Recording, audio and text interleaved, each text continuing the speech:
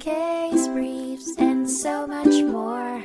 LSData's got what you're looking for. In 1942, the Supreme Court of the United States heard the case Muncie Gearworks Inc. v. Outboard, Marine and Manufacturing Company, which centered around the validity of a patent for a water propulsion device owned by Johnson Brothers Engineering Corporation and licensed to Outboard Marine and Manufacturing Company.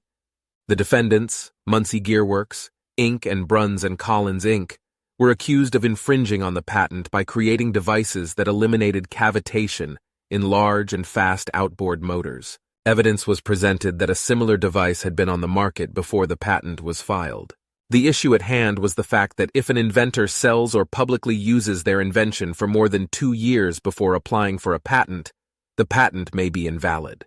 The respondents argued that large and fast water-cooled outboard motors were dependent on this invention, which utilized an anti-cavitation plate to reduce water displacement, resistance, and the formation of vortexes that could cause air to be sucked into the propeller.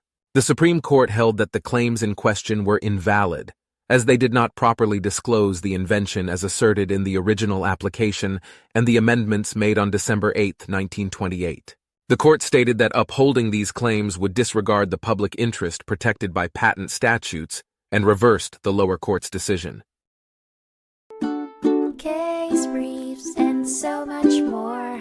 LSData's got what you're looking for. Visit lsd.law, elevate your mind. Leave the stress of class.